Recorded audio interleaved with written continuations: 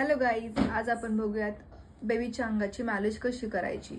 1 ते 6 महिन्यापर्यंत किंवा 2 वर्षापर्यंत पण तुम्ही अशी मालिश करू शकता.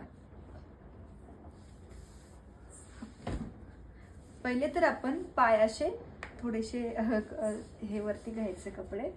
बेबी चल, आता माझं बेबी जरा मोठं झालं आहे, पण तुम्ही तुमच्या बेबींची अशी प्रकारे मालिश करू शकता. 2 पाय पूर्णपणे जुळवून घ्यायचे, जेणेकरून बेबी इथून खालून निसटणार नाही. आणि असं थोडं बेबीला वरती घ्यायचं आणि फर्स्ट बेबीच्या थोडंसं इथे असं तेलाने मालिश करायची. असं असं असं करायचं, राऊंड अँड राऊंड. देन अशी तेलाने अशी इथे त्याची मालिश करायची छोट्या बेबीची. हो ना शोना? माझं बाळ आहे ना तू? खूप छोटी बाळ आहे ना तू? असं इथे तेलाने मालिश झाली करून की 2 हाताला तेल घेऊन त्यांना असं पॅम्परिंग करायचं, फेशियल केल्यासारखं. थोडंसं नाकाची मालिश करायची. थोडंसं तेल तुम्ही एक थेंब नाकात सोडलं तरी चालेल. जे कोरडं झालेलं असतं नाक, ते पूर्णपणे ओलं होतं आणि त्यातली सगळी घाण निघून जाते बाहेर. ओके. देन त्यानंतर बेबीच्या थोडीशी अशी पोटांवरती राऊंड अँड राऊंड 2 हातांनी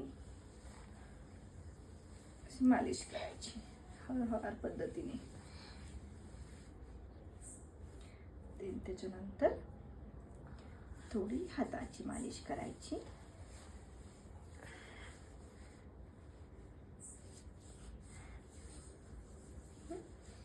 त्यानंतर बेबीच्या ह्या पायाची मालिश करायची इकडून अशी. तर मी थोडंसं त्याचे कपडे घातले.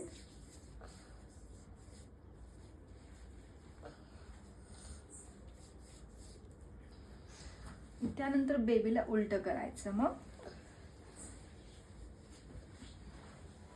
बेबी असं उलट हो, असं उलट झोप शोना.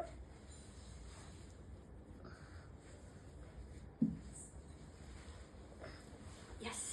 आणि मग असं हे तेल लावायचं बेबीच्या केसांवरती. मग ह्या साईडला फेस करायचं बेबीचं. थोडंसं तेलावर डोक्याला वगैरे किंवा असं कपाळाला ह्याच्या असं पाठणीला पण तेल लावायचं. असं छान मालिश करून घ्यायची. थोडं तेल आधी गरमच केले मी, कारण की थंडी गार लागत नाही मग तेलाने गरम केल्यावरती. आणि मग ह्याच्यानंतर बेबीला आंघोळ घालायची. मग बेबी छानपैकी 2-3 तास तरी झोपतात. ओके ना बेबो? ओके.